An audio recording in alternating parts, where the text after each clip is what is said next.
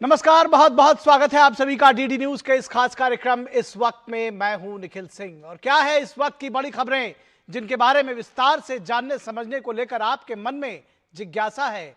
क्या है इन खबरों के मायने, क्या है इनके पीछे का एजेंडा। बात होगी बिहार के चुनावी संग्राम की, जहां गठबंधनों में घमासान जारी है और इसके साथ ही जेडीयू ने अपनी पहली लिस्ट जारी की है।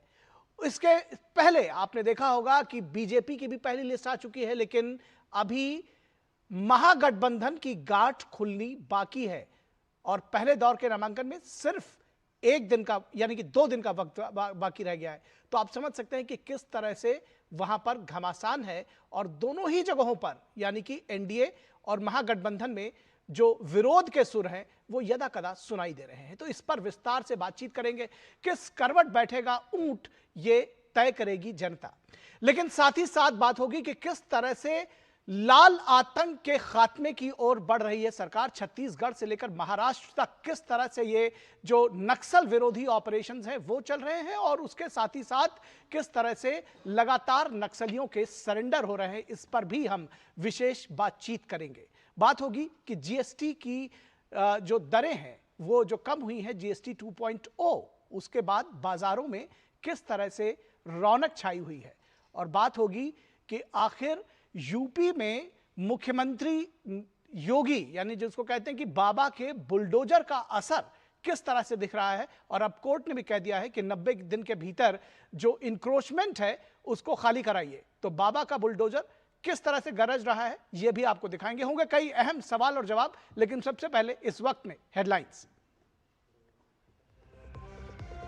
बिहार विधानसभा चुनाव के लिए जेडीयू ने 57 प्रत्याशियों की पहली सूची जारी की। 6 मंत्रियों के साथ साथ 4 महिलाओं को भी दिया गया टिकट। उप मुख्यमंत्री विजय सिन्हा ने लखीसराय से दाखिल किया नामांकन।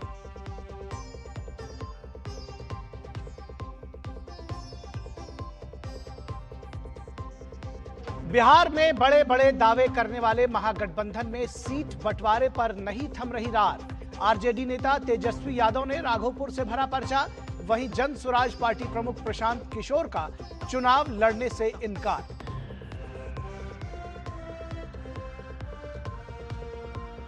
मोदी सरकार का रेलवे के आधुनिकीकरण पर विशेष जोर। रेल मंत्री अश्विनी वैष्णव ने अंतर्राष्ट्रीय रेल उपकरण प्रदर्शनी का किया उद्घाटन। कहा, केंद्र रेलवे के आधुनिकीकरण में हर साल 2,56,00,000 का कर रही है निवेश। और दिवाली से पहले सुप्रीम कोर्ट का बड़ा आदेश। दिल्ली एनसीआर में ग्रीन पटाखों की दी सशर्त अनुमति। 18 से 21 अक्टूबर तक सुबह 6 से 7 और रात में 8 से 10 बजे तक ग्रीन पटाखे फोड़ने का दिया समय। और नक्सल मुक्त भारत अभियान को लगातार मिल रही है बड़ी सफलताएं। कल से अब तक महाराष्ट्र और छत्तीसगढ़ में 87 नक्सलियों ने किया सरेंडर।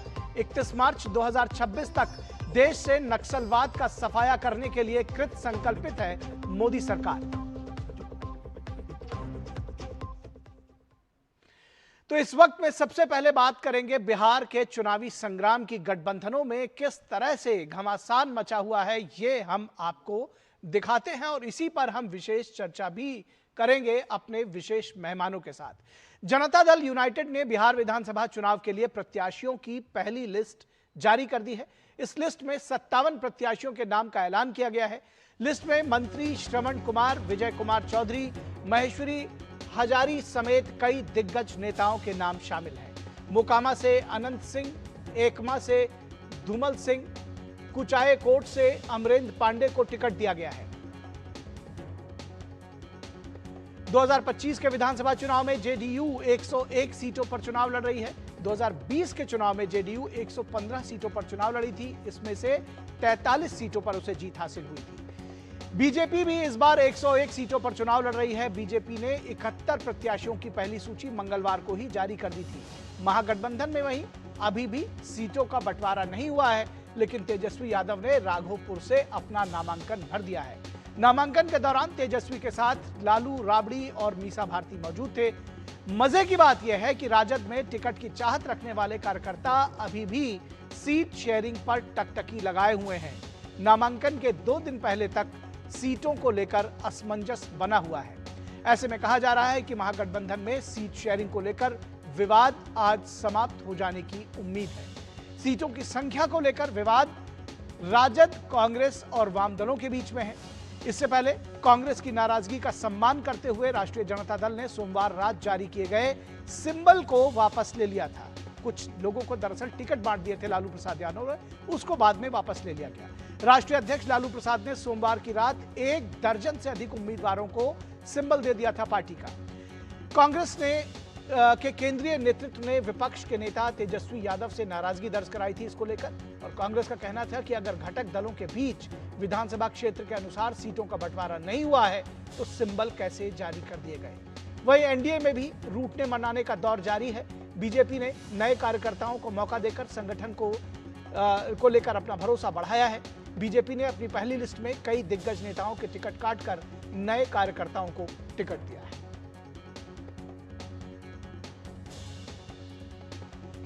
तो गठबंधनों में घमासान है। लगातार बिहार में जो सियासत का दांव पेच है वो उलझा हुआ है और तमाम नेता इसको अपने अपने दल के जो नेता हैं, शीर्ष नेता, वो इन गांठों को सुलझाने की कोशिश कर रहे हैं। ऐसी उम्मीद जताई जा रही है कि आज महागठबंधन की कोई ना कोई सीट शेयरिंग को लेकर उसका फॉर्मूला सामने आ जाएगा, क्योंकि अब देर बहुत हो चुकी है और 17 तारीख यानी कि परसों तक ही नामांकन के पहले दौर के नामांकन की तारीख बची हुई है।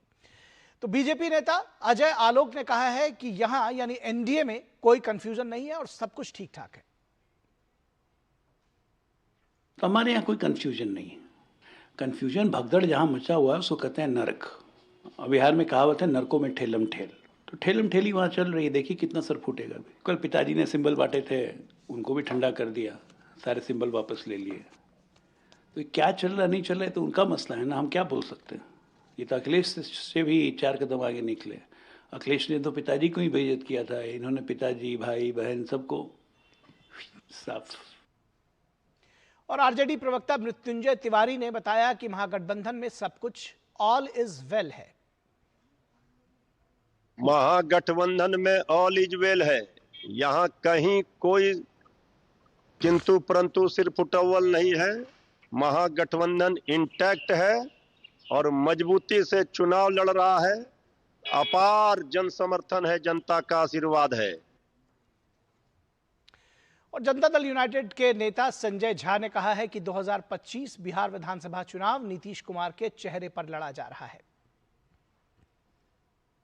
2025 का चुनाव जो हम लोग लड़ रहे हैं वो नीतीश कुमार जी के चेहरे पे, उनके नेतृत्व में हम लोग चुनाव लड़ रहे हैं। और उनके नेतृत्व में ही 14 नवंबर को जब रिजल्ट आएगा तो नीतीश कुमार जी फिर से बिहार मुख्यमंत्री बनेंगे। और कांग्रेस के नेता राजेश राम ने अफवाहों को दरकिनार करते हुए कहा कि तेजस्वी है नेता प्रतिपक्ष। वो अफवाहों का कोई बाजार नहीं है। तेजस्वी जी नेता है हमारे प्रतिपक्ष के, तो उनसे बात औपचारिक भी हुई और इनफॉर्मल भी हुई है।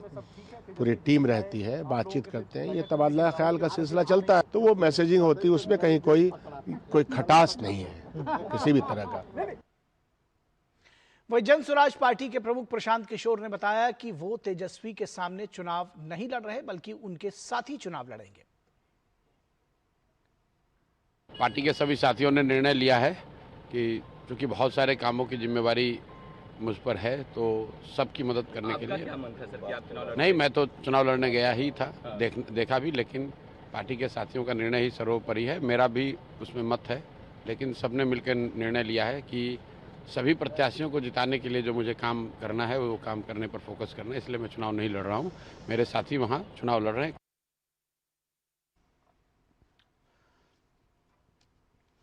और इस पूरी खबर पर चर्चा करने के लिए हमारे साथ 3 खास मेहमान और हमारे संवाददाता कुमार आलोक जुड़े हुए हैं। इस वक्त कुमार आलोक पटना से जुड़े हुए हैं और इसके साथ ही साथ मयंक मौली जो कि बीजेपी के प्रवक्ता हमारे साथ जुड़े हुए हैं। स्वागत है मयंक जी। साथ ही साथ दुष्यंत नागर पॉलिटिकल एनालिस्ट हैं और कांग्रेस के नीतियों के समर्थक माने जाते हैं, तो कांग्रेस का पक्ष रखेंगे। दुष्यंत जी, स्वागत है आपका। विनोद मिश्रा हमारे कंसल्टिंग एडिटर हमारे साथ जुड़े हैं और कुमार आलोक से हमने आपका परिचय सबसे पहले कराया। हमारे संवाददाता हैं, बिहार चुनावों को विशेष तौर पर कवर करते हैं और बिहार के ही रहने वाले हैं, तो बिहार की नब्ज को बहुत अच्छी तरीके से जानते समझते हैं। कुमार आलोक, सबसे पहले तो कुछ अपडेट्स बताइए, क्योंकि लगातार इस बात की कयास लगाए जा रहे हैं कि आज कुछ ना कुछ महागठबंधन की ओर से जारी हो जाएगा सीट शेयरिंग को लेकर के, क्योंकि जो आरजेडी के या जो कांग्रेस के या जो महागठबंधन के घटक दल के प्रत्याशी हैं, उनकी धड़कनें बढ़ी हुई हैं कि भाई लालू प्रसाद यादव के बेटे ने यानी तेजस्वी यादव ने तो अपना नामांकन कर दिया, हम लोग का कब क्लियर होगा, हम कब करेंगे नामांकन अपना। देखिए निखिल, यहाँ पर अगर हम महागठबंधन की बात करें तो छिटपुट तौर पर हम अगर सीट शेयरिंग की बात अभी नहीं हुई है, सीट शेयरिंग का खुलासा नहीं किया है, प्रेस में भी नहीं आया है, लेकिन बहुत सारे उम्मीदवारों ने, महागठबंधन के उम्मीदवारों ने आज नामांकन किया है, जिसमें अगर कहें कि पटना के दीघा सीट से माले की उम्मीदवार ने वहां पर किया। हालांकि माले की वो जो सीट थी वो कांग्रेस उसको डिमांड कर रही थी। पूनम देवी जो एक पूर्व विधायिका रही है, वहां से वो कांग्रेस उनके लिए मांग रही थी सीट, लेकिन माले ने पहले ही नामांकन कर दिया। तो नामांकन हो रहा है, लेकिन एक तरह से आप देखेंगे फ्रस्ट्रेशन है वहां पर। अगर राष्ट्रीय जनता दल के कार्यालय में आप जाएंगे और वहां पर जिस तरीके से उम्मीदवार है और उनके जो समर्थक हैं, और उनका यही कहना है कि भाई हम लोग जल्दी से जल्दी हमें टिकट दो, किसी को भी सिंबल देना है सिंबल दो, हम लोग जाएं और प्रचार करें। लेकिन ऊहापोह की स्थिति अभी भी कायम है। लेकिन अगर हम वामपंथी पार्टियों की बात करें तो वामपंथी पार्टियों ने, खासकर सीपीआई-एमएल की बात करें तो सीपीआई-एमएल ने सभी को सिंबल दे दिया है, यानी कि उनके जो 19 कैंडिडेट पिछली बार थे उसको सभी को उन्होंने सिंबल दिया। हालांकि जीते थे 12 ही, लेकिन सिंबल सभी को दे दिया है। सीपीआई और सीपीएम ने भी वही काम किया है। अब रह गई बात आरजेडी और कांग्रेस की, और तीसरा जो दल है वो मुकेश सहनी का। तो मुकेश सहनी की पार्टी भी ऊहापोह में थी, लेकिन अंततः अभी जो समाचार प्राप्त हुआ है उसमें 18 सीटों पर मांग गई है मुकेश सहनी, और हो सकता है कि 1-2 घंटे के अंदर मुकेश सहनी भी अपने उम्मीदवारों की घोषणा करेंगे। लेकिन पेच कांग्रेस का फंसा हुआ था। 71 सीटों की मांग की थी राहुल गांधी ने, और राहुल गांधी ने इतना तक कह दिया था कांग्रेस आलाकमान ने कि अगर 71 से कम सीटें हमको मिली तो हम अकेले चुनाव लड़ने के लिए तैयार हैं। और उन्होंने 243 जो सीटें हैं विधानसभा की, उसके लिए कांग्रेस के उम्मीदवार ही मांग लिए थे। लेकिन अभी मध्यस्थता हुई आरजेडी के साथ और कांग्रेस के साथ। अभी आपने सुना कांग्रेस अध्यक्ष को, तो 61 सीटों पर कांग्रेस मान गई है, और कांग्रेस आरजेडी ने भी 61 सीटों की शायद उनको कह दिया कि 61 सीटों पर आप लड़िए। तो अब कांग्रेस अपना उम्मीदवार, वो भी जहां तक हम सोर्सेस की मैं बात करूं तो लगता है कि 3 या 4 बजे के मेरे 1-8 घंटे के बीच कांग्रेस भी अपना लिस्ट फाइनल करके, और कहा जा रहा है कि संयुक्त प्रेस कॉन्फ्रेंस होगा महागठबंधन का, जिसमें कि आरजेडी, कांग्रेस, मुकेश सहनी की पार्टी, सीपीआई सीपीएम के साथ सीपीआई-एमएल अब 4 बजे के लगभग, यानी देर शाम तक ये लोग संयुक्त प्रेस कॉन्फ्रेंस करके सीटों के बंटवारे के बारे में जनता को बताएंगे। जी बिल्कुल, सबकी निगाहें हैं। आप जैसा कि कह रहे हैं कि घंटे 2 घंटे में शायद महागठबंधन की ओर से भी कुछ जारी हो जाएगा, और सीट, वैसे आपने कहा कि वाम दलों की ओर से और तमाम दलों की ओर से नामांकन जारी है, लेकिन अगर पार्टियों के प्रत्याशी के तौर पर नामांकन करेंगे तब तो फॉर्म भी लगाना पड़ेगा। जो बहुत सारे हमारे पैनलिस्ट हैं वो इस बात के विषय में ज़्यादा जानकारी देंगे। लेकिन विनोद जी, आपके पास आऊँगा। आपको लगता है कि गठबंधन की जो गाथें हैं वो इतनी आसानी से सुलझ जाएंगी या इतनी आसानी से सुलझी हैं, या आपको लगता है कि ये जो सारी कुछ रशाकसी थी वो कुछ दिखावटी भी ज्यादा थी, कुछ बार्गेनिंग का एक जो तरीका था वो भी था, इसीलिए उसको लास्ट आवर तक लटकाए रखा गया कि मानेंगे नहीं हम? निखिल, गठबंधन अपना फैसला कब करे ये गठबंधन की प्रॉब्लम है, लेकिन सबसे पहले तो ये है कि राजद के जो नेता और जो सीएम के फेस बन रहे हैं तेजस्वी यादव, उन्होंने नामांकन कर दिया है। अब राघोपुर से नामांकन करके तेजस्वी यादव का, इसमें देखिए कितना आपको क्या मैसेज आपको मिल रहा है। पहली बार आप ये देखिए कि राघोपुर को, अगर हम ये जाने कि राघोपुर वो कॉन्स्टिट्यूंसी है जहाँ से चुनाव जीतकर लालू यादव भी मुख्यमंत्री बने हैं, जहाँ से चुनाव जीतकर राघोपुर से ही राबड़ी देवी मुख्यमंत्री बनी है, जहाँ से चुनाव जीतकर 2 बार चुनाव जीतकर तेजस्वी यादव भी डिप्टी चीफ मिनिस्टर बने हैं। तो ये राघोपुर कॉन्स्टिट्यूंसी जो है, आप ये कह सकते हैं कि वो गांधी परिवार की रायबरेली है जी। तो ये बिहार की रायबरेली जो है वो किस तरह के काम आया है इस बार का, उसमें परिवर्तन देखिए कि इसमें पूरे परिवार, जो यादव परिवार हैं लालू यादव के, वो पूरे परिवार आज तेजस्वी यादव के इस नॉमिनेशन में बैठे हुए थे। आपने देखा होगा विजुअल, लालू यादव खुद हैं। तो इसका मतलब है कि ये पूरा का पूरा महागठबंधन का जो चुनाव का जो ये पूरा का पूरा चुनाव का आपने देखा है फेस, उसमें डायरेक्टली और इनडायरेक्टली लालू यादव ही हैं। ये बात किसी को गलतफहमी में हो सकता है कि वो तेजस्वी को नेता आगे देख रहे हैं, और जो माइनस लालू यादव का तेजस्वी ने 2020 का चुनाव लड़ा था, 2025 में ये साफ दिख रहा है कि लालू यादव पर्दे के पीछे भी हैं और आगे भी हैं, जो आज राघोपुर से हमें तो देखने कांग्रेस को को मिला। कैसे बैलेंस कर रहे हैं? कांग्रेस के लिए क्या है कि मैं सीधे सीधे, अभी तो आपको नागर साहब बताएंगे, वो कांग्रेस के अंदर की बात भी जानते हैं, मैं बाहर की बात जितना जान रहा हूं, कांग्रेस पार्टी को सीट के लिए वहां संघर्ष नहीं है। कांग्रेस पार्टी को अपनी जमीन के लिए संघर्ष है।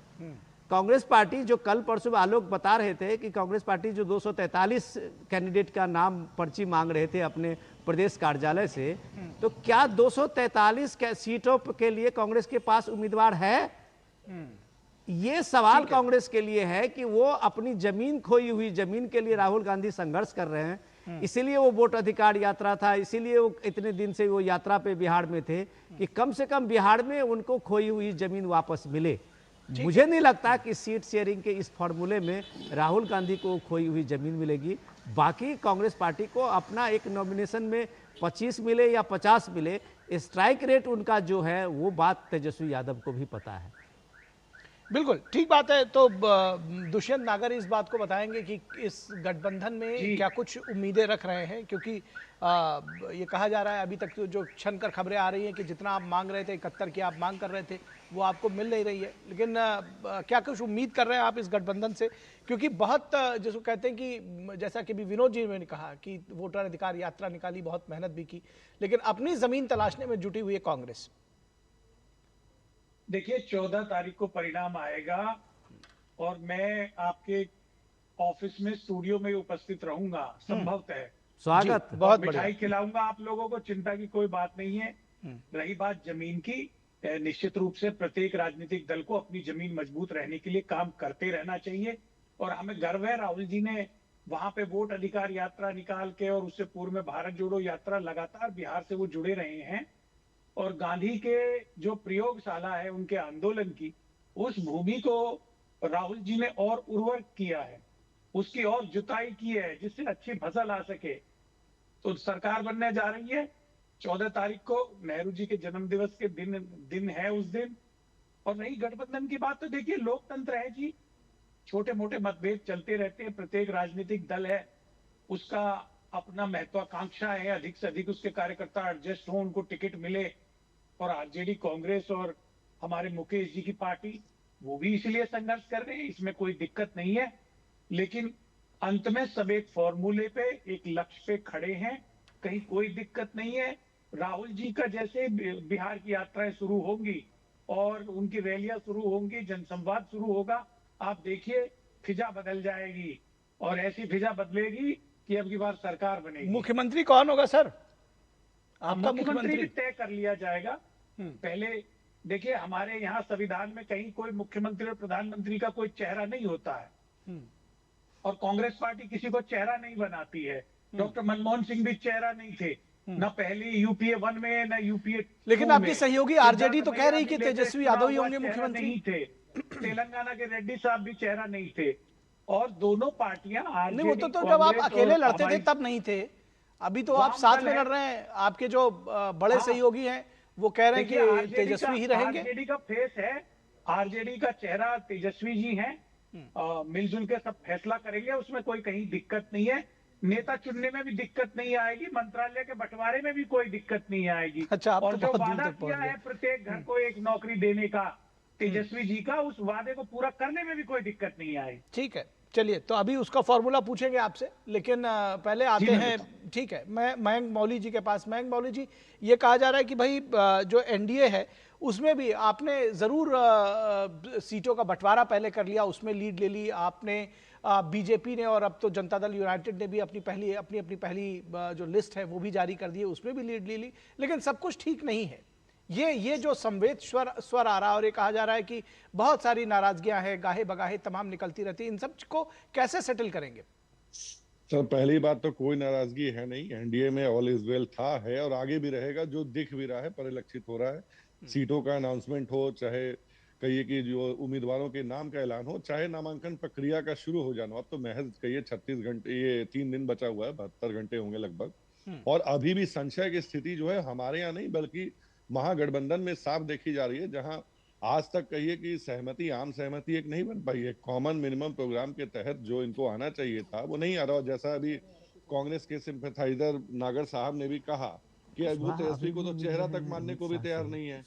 वो इनके यहाँ, जबकि तेजस्वी यादव जी घूम घूम करके अब की बार तेजस्वी सरकार के नारे लगा रहे हैं और उनके यहाँ मानने को तैयार नहीं। आज जो राघोपुर में देखिए कि नेता कौन होता है, नेता होता है जो पहले अपने कार्यकर्ताओं की सुध लेता है, अपने पार्टी की सुध लेता है। आज तेजस्वी यादव जी ने क्या किया सर, आज जाकर के राघोपुर में अपना नामांकन कर लिया। कार्यकर्ता जो है बेचारे 8 या 10 दिनों से बकायदा हठ योग करके बिना खाए बिना पिए उनके कार्यालयों के सामने बकायदा बैठे हुए हैं कि हमें दे तो दो, बता दो, भले हमें ना दो लेकिन बता तो दो कि भाई हमारे यहाँ का उम्मीदवार कौन है। तो लास्ट मोमेंट वाली जो डील है वो चली रही है। और कांग्रेस का कहिए कि अति उत्साह देख करके थोड़ा हास्यास्पद स्थिति लगी। अच्छा है, कभी थोड़ा हंसना मुस्कुरा भी लेना चाहिए। कि पहली बात तो मैं हमारे पैनलिस्ट साहब मिश्रा जी की बात से एग्री नहीं करते हुए भी एग्री करता हूं, ये बोलते हुए कि कांग्रेस की सर राजनीतिक जमीन, आपने कहा कोई राजनीतिक जमीन, मैं ऐसे कहूंगा उसकी राजनीतिक जमीन है कहाँ बिहार में। विगत 35 वर्षों से राजद की बैसाखी पे और लालू प्रसाद यादव के रहमो करम पे कहिए जो पार्टी यहाँ जिंदा है, जो कहिए बैसाखी ही नहीं और साथ में बकायदा कहिए ऑक्सीजन सिलेंडर लेकर के चल रही है राजद का, वो पार्टी की राजनीतिक जमीन है कहाँ? है कहाँ उस पार्टी? आऊंगा आपके पास। जी, इनको खत्म कर लेने दीजिए। जी मैंग जी, उसकी तो सर कोई राजनीतिक जमीन मुझे तो नहीं दिखाई देती है, ना बिहार की कोई जनता को दिखाई देती है। और रही बात राहुल गांधी जी की आने से, तो वो एक पॉलिटिकल टूरिस्ट भर हैं, बिहार आते हैं जाते हैं जैसे वो अमूमन बैंकॉक या स्कॉटलैंड जाते हैं, और वही बस उनका राजनीतिक ध्येय है। इसके ऊपर तो बिहार की जनता उनको ना कभी उसने सीरियस लिया है, ना कभी उनको सीरियस पॉलिटिशियन माना है। और बिहार में उनके पास चेहरा कौन है? कोई नहीं है। जब तक राजद में कहिए कि उनके तरफ से ग्रीन सिग्नल नहीं मिलेगा, और राजद कितनी इज्जत करती है कांग्रेस पार्टी की, ये आदरणीय लालू प्रसाद यादव जी के उन वक्तव्यों को जो अभी लाबरू साहब के पहले वाले जो इनके प्रभारी थे, जिनको उन्होंने भगचोनहर दास जैसे टर्म से सुशोभित किया, तो वो अपने आप देखा जाता है कि वो कितना आपस में गठबंधनों में सहयोग है। लेफ्ट अपनी अलग कहिए कि लेफ्ट धारा चल रही है, वो बाएं जा रहे हैं, कोई दाएं जा रहे हैं, कोई आगे इधर उधर जा रहा है, कोई अपने प्रत्याशी घोषित कर दे रहा है बकायदा, जबकि एक कॉमन मिनिमम कंसेंसस बिल्डअप नहीं हुआ है और ना ही कि सीटों की कोई घोषणा हुई है कि कौन कितनी सीटों पे लड़ने जा रहा है। तो जिसके जो मन आ रहा है वो कर रहा है। क्यों? क्योंकि लगभग 3 दिन ही महज बचे हुए हैं। तो अभी जब 3 दिन, जिसको बिहार में कहावत है जिसको कि कहा जाता है कि माने ब्याह घड़ी कोहड़ा रोपना जिसको कहा जाता है, या कहिए कि आग लगने पे कुआं खोदना, जो एक पूरे भारत वाली बात है, तो लगभग वही वाली परिस्थिति दिख रही है। कि अभी शादी सर पे है और अभी कहिए कि हलवाई कौन है, दूल्हा कौन है, ये तक नहीं पता अभी। ठीक है। दुष्यंत नागर जी, आप, मैं जान रहा हूं बहुत सारी चीजों का आप जवाब देना चाह रहे हैं, लेकिन ये भी तो बताइए, आपने कहा कि सब कुछ ठीक ठाक है, राहुल गांधी ने मुलाकात तक नहीं की तेजस्वी यादव से, किस तरह से सब गठबंधन ठीक है? आप जमीन खोज रहे हैं वहां पर? देखिए, राहुल जी का व्यस्त कार्यक्रम था और दिल्ली से बाहर वो गए थे, तो चुनावों के मौसम में इससे भी जरूरी कोई चीज थी?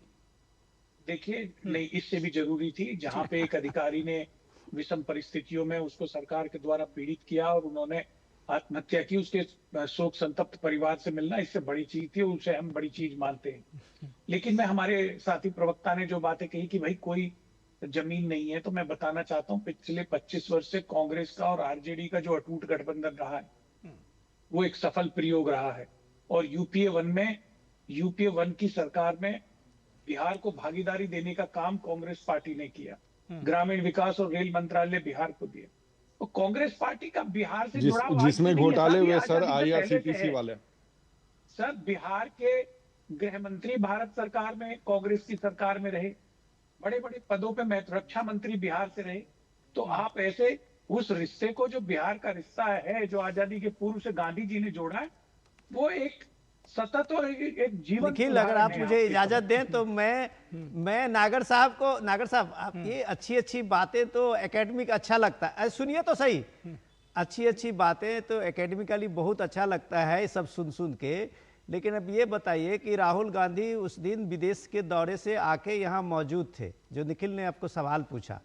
प्रायोरिटी की बात है कि वो आप ये देखिए कि क्या जो नौकरी के बदले ज़मीन घोटाले का जो था IRCTC का, उस घोटाले में चूंकि केस चार्जशीट फाइल किया गया था और मीडिया में सारी खबर चल रही थी कि लालू यादव परिवार का, पूरे सारे परिवार के उसमें नाम थे, तो जो वो एक्यूज थे, तो राहुल गांधी क्या उस एक्यूज से ना मिलने के लिए ये बहाना बनाया था? जो आप अलग व्यस्तता की बात कर रहे हैं, वो अलग प्रॉब्लम है आपके और पार्टी का। हो मैं दूसरी चीज आपको पूछ रहा हूँ कि सवाल ये है कि आप जो बात अभी मयंक जी ने आपको कहा सियासी जमीन की बात में, कांग्रेस पार्टी का जो अभी चुनाव प्रचार होगा, उस चुनाव प्रचार में आप ये आपको मैं सीधे सीधे बता रहा हूं कि जो अभी तक आप जो एजेंडा चला रहे थे, वोट चोरी, SIR, तेजस्वी यादव को कम से कम ये एहसास तो हुआ कि उसने वोट अधिकार यात्रा के लेके अपना पीच अलग कर लिया।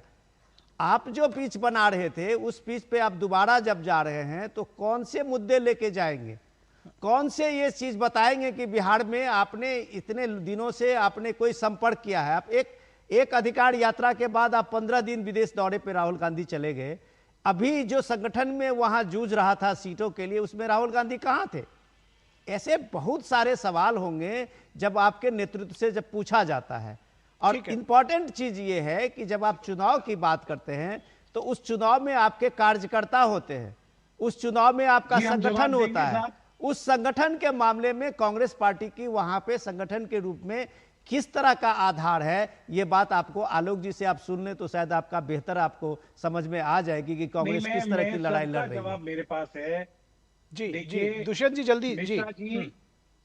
हाँ, राहुल गांधी जी कोई पहले ऐसे नेता प्रतिपक्ष नहीं है जो विदेशी दौरे पे गए हैं।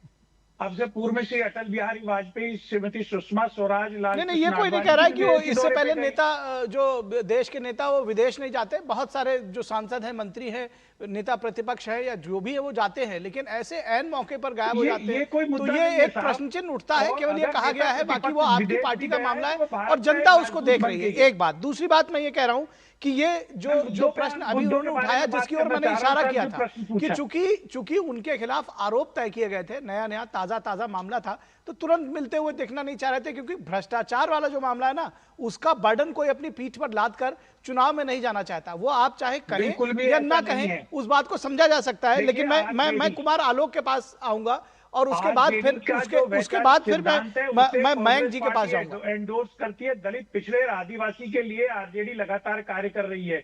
नहीं ठीक है, दलित पिछड़े के लिए तो काम कर ही रहे हैं, अगड़ों के लिए भी काम करिए, सभी के लिए काम करिए, सर्वहारा समाज के लिए करिए, सबके लिए करिए। मैं कुमार आलोक के लिए आ रहा हूं, मैं कुमार आलोक के पास। कुमार आलोक, भ्रष्टाचार कितना बड़ा मुद्दा होने जा रहा है इन चुनावों में? देखिए, भ्रष्टाचार जो भी मुद्दा होगा या नहीं होगा उस बात की बात है, लेकिन मैं कांग्रेस के प्रवक्ता से ये कहना चाहता हूं कि कांग्रेस के जो भी यहाँ पर खासकर 90 के बाद जो उनकी जमीन खिसकी, भागलपुर दंगे में जब सत्येंद्र नारायण सिंह उसमें मुख्यमंत्री थे और वही आखिरी मुख्यमंत्री हुए, तो कांग्रेस जो है लालू यादव के आगमन के बाद एक तरह से उनके चरणों में बिछ गई। और इसके पहले के जो अध्यक्ष थे, जो अखिलेश सिंह, मैं साफ साफ कहूंगा राज्यसभा सदस्य भी है, अखिलेश सिंह लालू यादव के रमो करम पर ही वो राज्यसभा के मेंबर बनते हैं और उन्होंने पूरी पार्टी को राजद का वो उन्होंने एक तरह से गिरवी रख दिया था।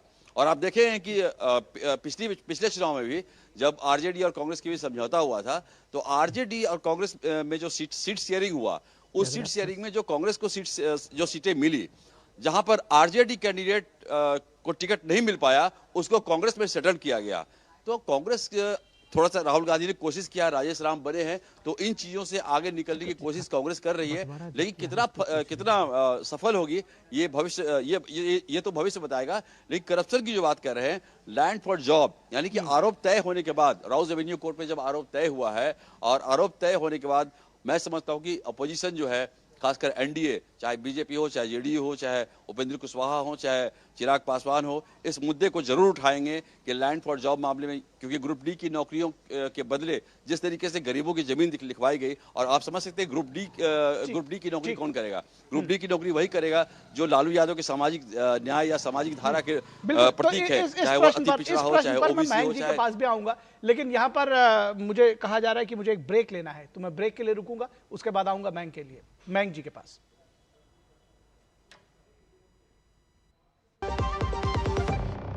ये विशाल है ना, इसका सब प्रॉपर चलता है। कल उसके बैंक अकाउंट में 15,000 रुपए का फ्रॉड हुआ है, पता है?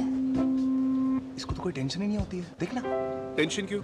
मेरी कोई गलती नहीं थी, फिर भी फ्रॉड होने पर मैंने तुरंत बैंक को इन्फॉर्म कर दिया। आरबीआई कहता है अगर आपके अकाउंट से किसी ने धोखे से पैसे निकाले हैं तो बैंक को जल्द से जल्द इन्फॉर्म कीजिए। 3 दिन के अंदर इन्फॉर्म किया तो कोई नुकसान नहीं होगा, जितना लेट करोगे उतना ज्यादा नुकसान। और सुन, सब चलता नहीं है, प्रॉपर चलाना पड़ता है। आरबीआई कहता है जानकार बनिए, सतर्क रहिए। मेरी पसंद, मेरी पसंद, मेरी पसंद, मेरी पसंद, हमारी पसंद, हम सबकी पसंद। मजबूत देश का मजबूत सरिया हो गया स्टील। ब्रेक के बाद एक बार फिर आप सभी का स्वागत है। और मयंक मौली जी, सीधे आपके पास आते हैं। भ्रष्टाचार कितना बड़ा मुद्दा आप लोग बनाने जा रहे हैं या होने जा रहा है इस बार के चुनावों में? जी बिल्कुल, सबसे पहले नागर साहब को के लिए एक बात कहना चाहूंगा कि सत्य जानकर भी असत्य के प्रति गहरा लगाव मानसिक गुलामी का प्रतीक होता है सर। अब ये बताएं मुझे आप कि राहुल गांधी जी और आप तेजस्वी यादव जी, लालू परिवार के बीच की निकटताएं जो आप व्याख्यान कर रहे हैं उनका, तो श्री लालू प्रसाद यादव जी को जेल जाने का मार्ग किसने प्रशस्त किया था? श्री राहुल गांधी जी ने 2013 में अध्यादेश पार करके। और जिस सरकार की आप बात कर रहे हैं, बिहार के प्रतिनिधित्व की, उसी सरकार के दौरान हुए आईआरसीटीसी घोटाले में अभी आरोप तय हुए हैं सब परिवार पे। और गांधी परिवार के बाद ये बिहार की राजनीति नहीं, देश की राजनीति का इकलौता ऐदद परिवार है जो सपरिवार बेल पर रिहा है, जिसे ईडी सीबीआई के चक्कर लगाने के लिए, जैसे हमारे यहाँ न्योतों में सपरिवार पधाने का न्योता आता है ना, वैसे इस परिवार को भी वैसे ही आता है। तो अब जो भ्रष्टाचार का मुद्दा है, यकीनन ये भ्रष्टाचार का मुद्दा बिहार का मुद्दा बनता है। जैसा कि आपके बिहार के संवाददाता ने भी बताया कि ग्रुप डी की नौकरियों में गरीबों से जमीनें लिखवाई गई। वो जमीनों का आंकड़ा जब आप सुनेंगे, वो देश को जानना चाहिए कि पूरे बिहार का सर क्षेत्रफल जो है वो 1,01 CR वर्ग फुट है, जिसमें लालू परिवार पे आरोप है कि 1 लाख वर्ग फुट जमीन महज 26 लाख रुपए में ग्रुप डी की नौकरी के बदले गरीबों से लिखवा ली इस परिवार ने। जिस परिवार का उद्भव कभी सामाजिक न्याय के ढकोसले के साथ हुआ था, जो लालू प्रसाद यादव जी ने कभी चपरासी क्वार्टर से अपने मुख्यमंत्री का रहते हुए अपना सीएम दफ्तर चलाया और बाकायदा लोगों में एक संदेश देने की कोशिश की गई कि वो कितने ग्रास रूटेड हैं। अब बाकी मुझे ये बताइए, आज उस परिवार के पास इतना अकूत धन आया कहाँ से?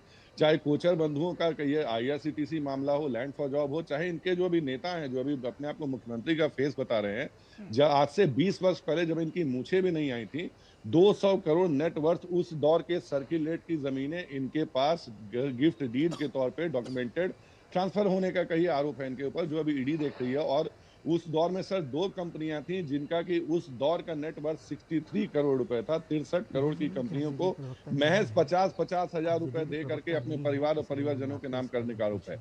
तो ये भ्रष्टाचार की लंबी फेहरिस्त है सर, चाहे कांग्रेस पार्टी हो चाहे राजद हो, इनके कोर में, इनके the very core of the DNA is कहिए करप्शन। ठीक है, और वो करप्शन दिखता है और करप्शन मुद्दा है बिहार में, बिल्कुल। ठीक है दुष्यंत जी, अब हमारे पास समय नहीं है और मयंक जी ने भी अपनी बात कह दी है, और मैं चाहूंगा आरजेडी के प्रवक्ता किसी दिन रहेंगे, ये चुनाव का ये बहस जो है ये चलती रहेगी, आरजेडी के प्रवक्ता रहेंगे, तब इस बहस पे, भ्रष्टाचार पर और व्यापक जो है चर्चा करेंगे। दुष्यंत जी, पहली बार नहीं है, ये भारत में बहुत पुराना इतिहास है।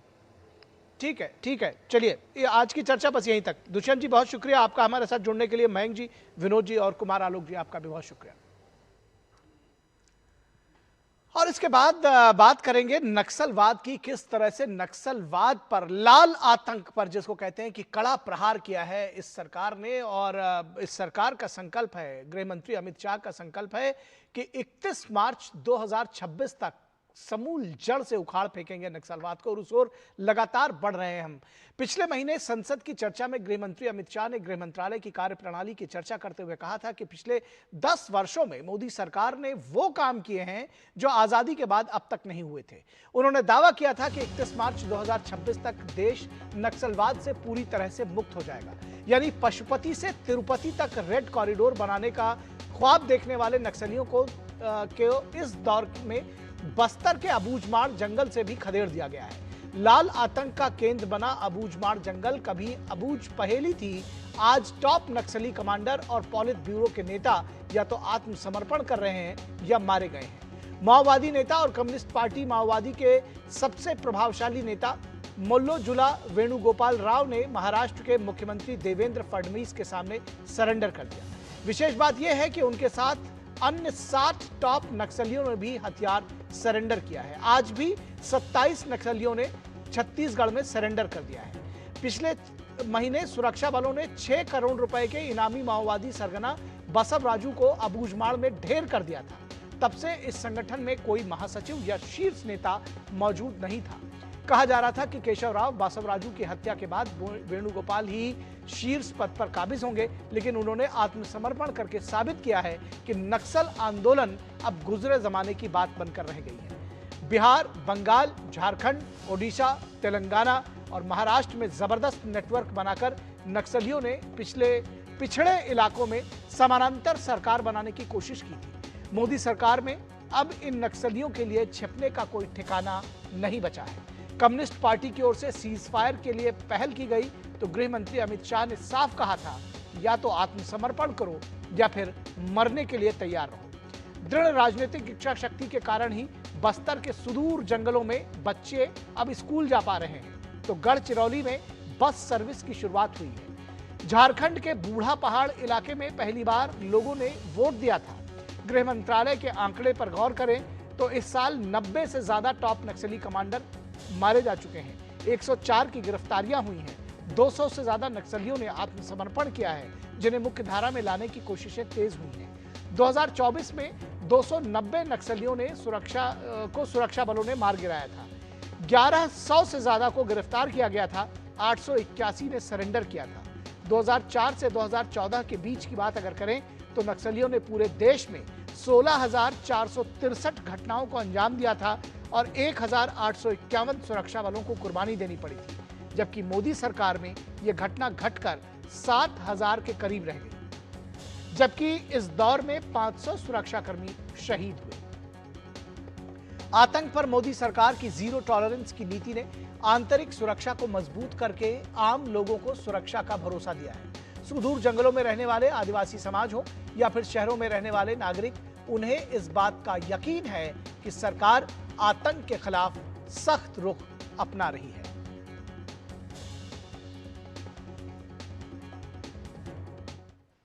तो आतंक के खिलाफ सख्त रुख अपना रही है केंद्र सरकार, और केंद्रीय गृह मंत्री अमित शाह ने क्या कुछ कहा इस संदर्भ में। उन्होंने कहा कि भारत की सुरक्षा एजेंसियां पाताल से भी आतंकवादियों को ढूंढ निकालती हैं।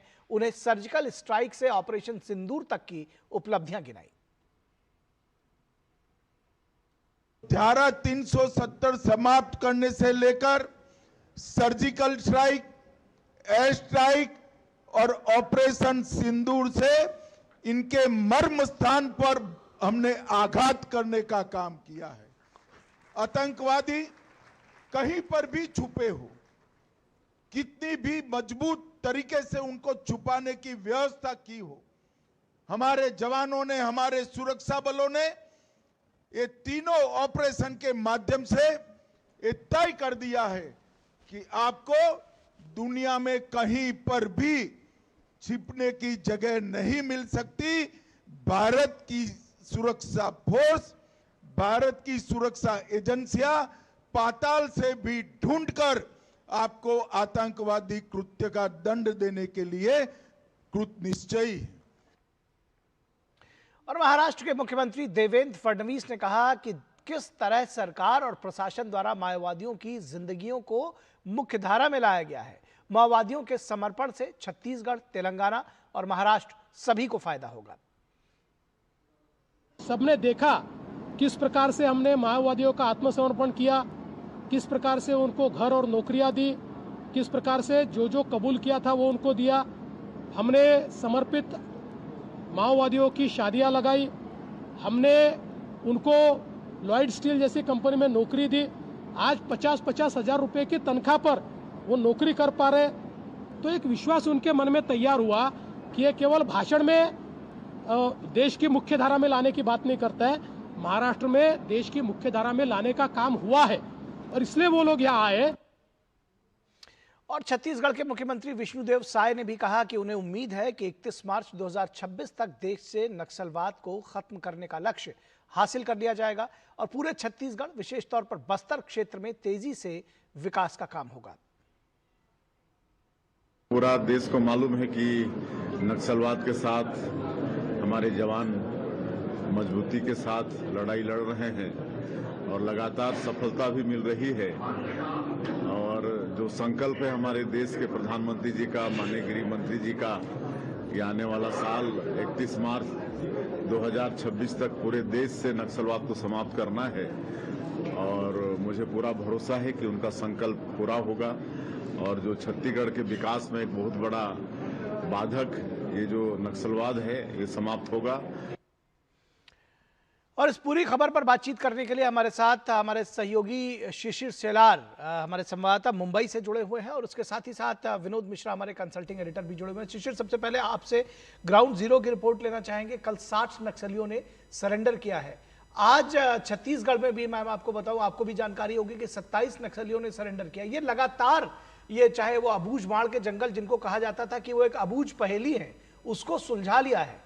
किस तरह से आप देख रहे हैं कि ये जो जब कहा जा रहा है कि 31 मार्च 2026 तक नक्सलवाद से मुक्त हो जाएगा देश, तो लाल आतंक के खात्मे की ओर किस तरह से आगे बढ़ रहे हैं? बिल्कुल, देखिए, हालांकि आप बात कर रहे हैं नक्सलियों की, खास तौर पर वो इलाका है जिसको दंडकारण्य जंगल कहा जाता है। ये एक गढ़ माना जाता है नक्सलवाद का, जहां पर जो है कई नक्सलियों ने अपना ठिकाना कई सालों से बनाया था। वहीं से निकलकर जो है भूपति मल्लेजुल्ला वेणुगोपाल जो आज सरेंडर करते हैं, उसके साथ साथ तकरीबन 60 अन्य सदस्य जो है वो सरेंडर करते हैं। भूपति की बात करें तो पोलिट ब्यूरो के सदस्य है। अगर देखा जाए कई सालों से जो है जिसे हम कहते हैं ब्रेन की तरह काम कर रहे थे पोलिट ब्यूरो का, फिर चाहे वो युवाओं को साथ में लाने का प्रयास उनका हो या फिर जो एक्टिविटीज है नक्सली एक्टिविटीज का किस प्रकार से ऑपरेशन किया जाए उसका खाका बनाना हो, ये सभी काम जो है इससे पहले भूपति ने किए थे और इसीलिए कहीं ना कहीं एक मास्टरमाइंड कहा जा रहा था नक्सली मूवमेंट्स का इन पूरे इलाके में। और आज वही जो है भूपति जो उन्होंने सरेंडर किया है, साथ ही साथ अन्य साथियों के साथ सरेंडर किया है। आप समझ सकते हैं कि दंडकारण्य के जंगलों का जो इतिहास है वो बदलने जा रहा है। उसके पीछे कारण भी है, महाराष्ट्र सरकार और साथ ही साथ केंद्र सरकार ने सिर्फ नक्सलियों को निशाना नहीं बनाया, जबकि जो नक्सल बनने के पीछे जो कारण थे उसको निशाना बनाया है। मसलन उदाहरण के तौर पर अगर हम कहना चाहेंगे तो महाराष्ट्र के इन्हीं गढ़चिरोली इलाकों में अगर देखा जाए रास्ता बनाने के लिए, अगर देखा जाए सड़क बनाने के लिए जो है यही नक्सली जो है विरोध करते थे, बम से जो है वहां पे उड़ाए जाते थे। जो लोग वहां पर काम करते थे, जो कॉन्ट्रैक्टर्स वहां पे काम करते थे, उनको धमकाया जाता था। इससे पिछले कुछ सालों की यह हालात थे। लेकिन अब महाराष्ट्र के गढ़चिरोली की अगर बात करें तो वहां पर सिर्फ रास्ते नहीं बन रहे, बल्कि आने वाले समय मतलब अगर देखा जाए तो 15 या 10 सालों में अगर देखा जाए तो गढ़चिरोली एक स्टील हब उभर कर जो है सामने आएगा। मतलब आप समझ सकते हैं कि कई सारी कंपनियां यहां पे आएंगी, विकास यहां पर होगा। तो जो मूल कारण था, खास तौर पर यहां के जो युवा थे वो कह रहे थे कि नौकरियां नहीं मिल रही है, संसाधन नहीं मिल रहे, ऐसे में उनको नौकरियां भी इस वक्त जो है सरकार द्वारा दी जा रही है और अलग अलग संसाधन भी दिए जा रहे हैं। जहां तक बात करें उनको खेती करनी है, उनको जो है जमीन दी जा रही है, उनको नौकरी करनी है, उनको नौकरी दी जा रही है। तो एक अगर देखा जाए मेन स्ट्रीम सोसाइटी में उनको बिठाने का प्रयास यहां पर सरकार द्वारा पिछले कई सालों से किया जा रहा है। 2014 के बाद की अगर हम बात करें तो जिस प्रकार से नीति राज्य सरकार और केंद्र सरकार ने अपनाई थी, उन्होंने कहा कि सबसे पहले आप सरेंडर कीजिए और उसके बाद जो है आपका एक प्रकार से अगर देखा जाए तो विकास किस प्रकार से आपको किस प्रकार से स्थापित किया जाए, इसकी जिम्मेदारी सरकार की होगी। उसके मद्देनजर फिर चाहे वो घर हो, नौकरी हो, जमीन हो,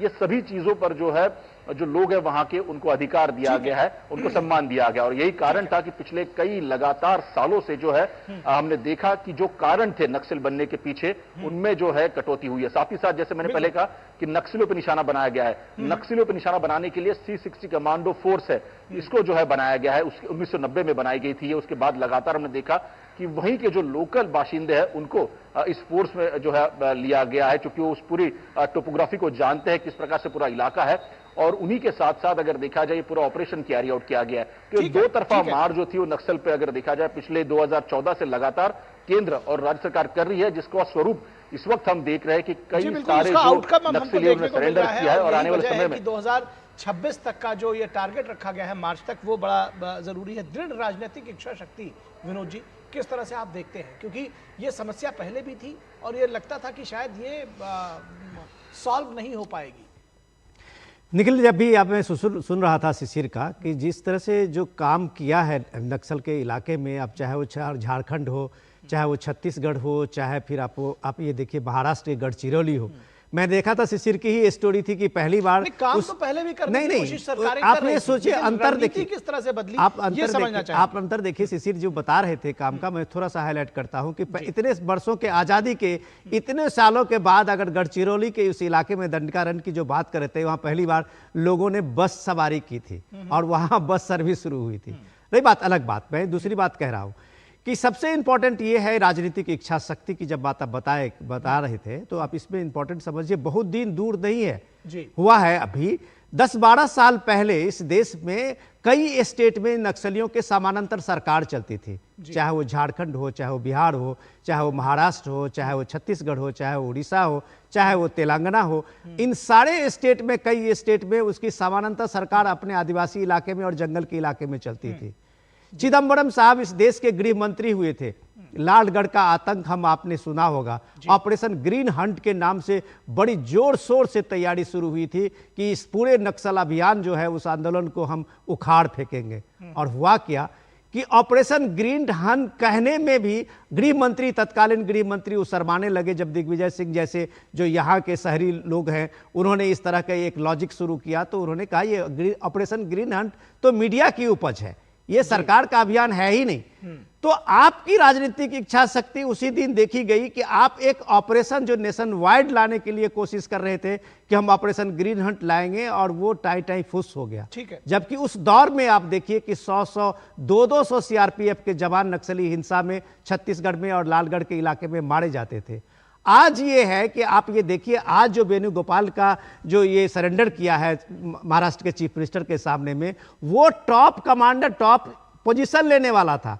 वो बसावराव राजू को जो मई के महीने में इनकाउंटर करके अबुझमाड़ जंगल में ढेर कर दिया गया था, उसके बाद नेक्स्ट इसी का नाम वेणुगोपाल का ही था कि वो पूरे नक्सली कमांड को संभालेंगे। और वो सरेंडर करके इसने बता दिया है कि नक्सली गुजरे जमाने की बात हो गई है। और जो भारत सरकार का कृत संकल्प है कि 2026 मार्च 2026 तक नक्सल मुक्त भारत होगा, इस पहल में ये बड़ा अचीवमेंट है जो ये करके दिखाया है। जी बिल्कुल, बहुत शुक्रिया विनोद जी इस तमाम बातचीत के लिए, और शिशिर आपका भी शुक्रिया हमारे साथ जुड़ने के लिए।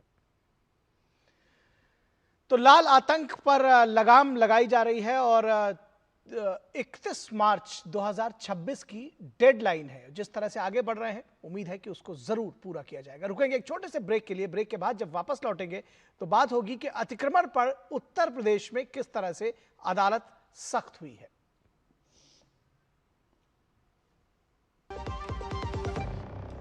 जब धरती चीर कर निकलता है लोहे का पत्थर और मिलता है मोंगिया के जोश से, फिर तपता है, पिघलता है और बनता है फौलाद। अब होता है सरिया सारी खूबियों के साथ। मोंगिया स्टील, मजबूत देश का मजबूत सरिया। स्वागत है आपका ब्रेक के बाद, और खबर उत्तर प्रदेश से, जहां उत्तर प्रदेश के मुख्यमंत्री को बुलडोजर बाबा की उपाधि दी जाती है, बहुत सारे लोग उनको कहते हैं।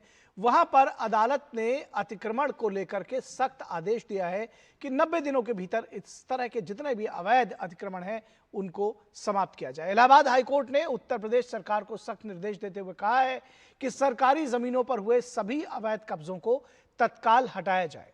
अदालत ने सरकार से कहा है कि हर जिले के प्रशासन को स्पष्ट आदेश जारी करें ताकि ग्राम समाज, तालाब, खलिहान, स्कूल और अन्य सार्वजनिक भूमि को कब्जा मुक्त कराया जा सके। इलाहाबाद हाईकोर्ट ने उत्तर प्रदेश सरकार को 90 दिन की अवधि में यह काम पूरा करने का सख्त निर्देश दिया है। अदालत ने कहा है कि सरकारी भूमि जनता की संपत्ति है, इस पर किसी व्यक्ति या संगठन का निजी कब्जा अस्वीकार्य है। हाईकोर्ट ने राज्य सरकार से यह भी कहा है कि पूरी कार्रवाई की विस्तृत रिपोर्ट अदालत में पेश की जाए, जिससे सुनिश्चित किया जा सके कि आदेश का पालन जमीन पर भी हो रहा है। हाईकोर्ट ने यह भी टिप्पणी की कि कई स्थानों पर स्थानीय या राजनीतिक दबाव के कारण प्रशासन कार्रवाई से बचता है, लेकिन अब यह बर्दाश्त नहीं किया जाएगा। कोर्ट ने कहा कि सभी जिलाधिकारी निष्पक्ष रूप से कार्य करें और कब्जा हटाने की प्रक्रिया में किसी तरह का पक्षपात न बरता जाए। सवाल यह है कि अतिक्रमण को लेकर सरकार जब जब सख्त हुई है उसे एक बड़ा राजनीतिक मुद्दा बनाया जाता है, लेकिन आने वाले समय के लिए बड़ी चुनौती बन सकती है। देर रहते कोर्ट का यह फैसला स्वागत योग्य है। और यूपी के मुख्यमंत्री योगी आदित्यनाथ ने आने वाले त्योहारों के लिए कहा है कि अगर किसी ने रंग में भंग डालने की कोशिश की तो उसे सलाखों के पीछे डाला जाएगा। उत्साह और उमंग के त्योहार में किसी ने रंग में भंग डालने का काम किया, किसी ने व्यवधान डालने का काम किया, तो जेल की सलाखें उसका इंतजार कर रही होंगी। और कोई भी होगा उसको अंदर ठूंसने में बहुत देर नहीं लगेगी।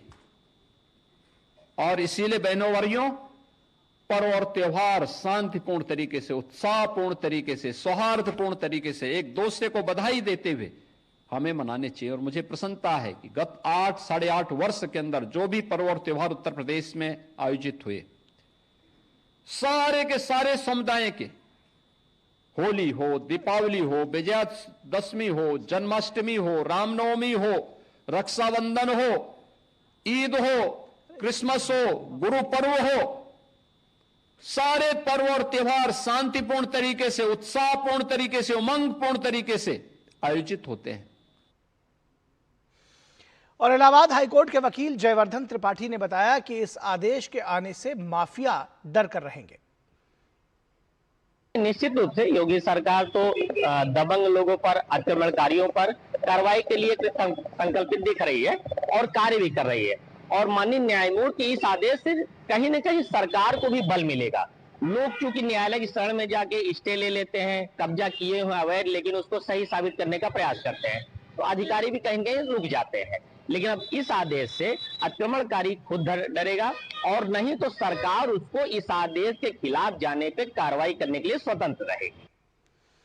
और हमारे संवाददाता विकास सिंह इस पूरी खबर पर बातचीत करने के लिए हमारे साथ लखनऊ से जुड़े हुए हैं। विकास, पहले से ही उत्तर प्रदेश के मुख्यमंत्री को बुलडोजर बाबा के नाम से उनकी ख्याति है और बुलडोजर न्याय की बात कही जा रही थी। अब अदालत ने कह दिया है कि ऐसे अतिक्रमण वाले जगहों को, उनको स्थानों को अविलंब खाली कराया जाए, उसकी एक मियाद भी तय कर दी है। कैसे देखते हैं, कैसे आकलन करेंगे इस आदेश का और क्या कुछ कार्रवाई हो रही है अब तक?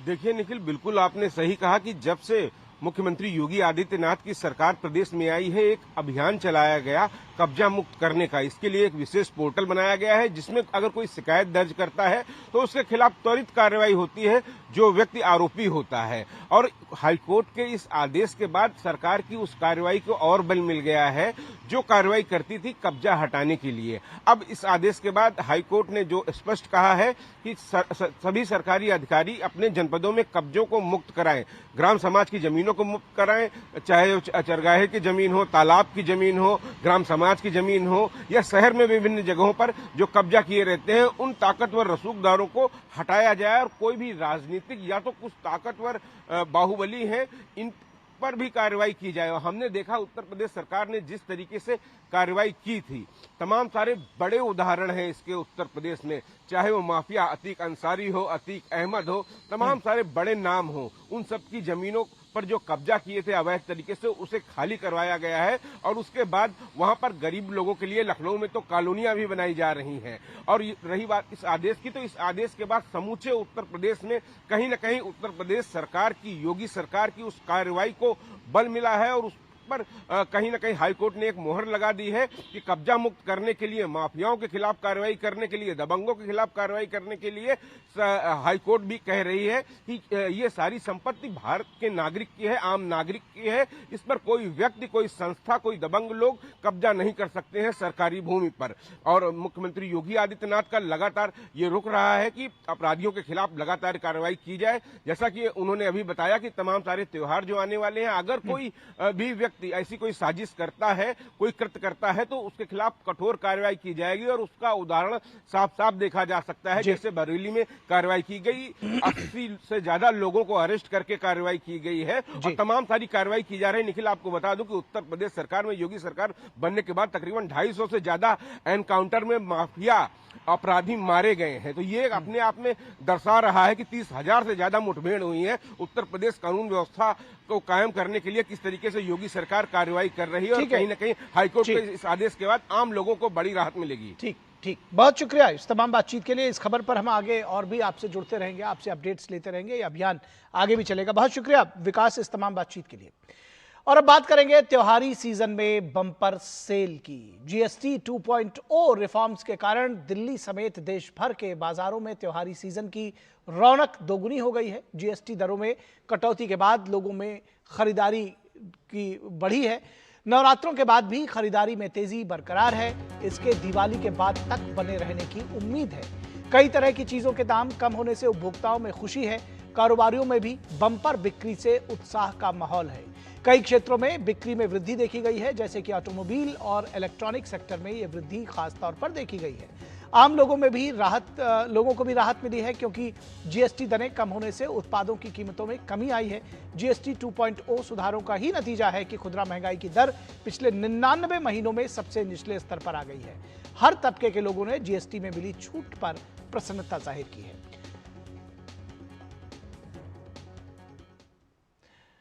और जीएसटी 2.0 रिफॉर्म्स के कारण दिल्ली समेत देश भर के बाजारों में त्योहारी सीजन की रौनक दोगुनी हो गई है। कई तरह की चीजों के दाम कम होने से उपभोक्ताओं में खुशी की लहर है, जैसा कि हमने बताया। क्या कुछ कह रहे हैं उपभोक्ता, आइए आपको सुनाते हैं। जीएसटी कम होने के कारण, दिवाली का डिस्काउंट होने के कारण कस्टमर काफी परचेजिंग कर रहा है। किसानों को जो छूट मिली, छोटे वेरिएंट से आप देखेंगे बड़े वेरिएंट तक जाते हैं तो 25-30 हज़ार से लेकर 55-60 हज़ार तक की छूट किसानों को हमारे मिल रही है। जीएसटी कम करने से व्यापारियों में हर्ष का माहौल फैला हुआ है। और रह गई सवाल ये कि जैसे विरासत गरियाने में चौड़ीकरण का जो कार्य हो रहा था, तो इसमें मोरंग, सीमेंट, बालू, तमाम इस तरह के आइटम जो यूज होते हैं, वो जो है हमको अब पहले से सस्ते दर में मिल रही है, जिससे हमको अपने मकान और दुकान को बनाने में बहुत आराम मिल रहा है। जीएसटी जो सरकार ने घटाई है उससे बहुत फायदे मिले हैं, जैसे सीमेंट पे हुआ, बालू व मोरंग पे, ईट पे, सब पे जीएसटी जो थी, जो बढ़ चढ़ के थी, वो कटौती हुई, बहुत फायदे हुए। तो इस वक्त में बस इतना ही, इजाजत दीजिए, नमस्कार।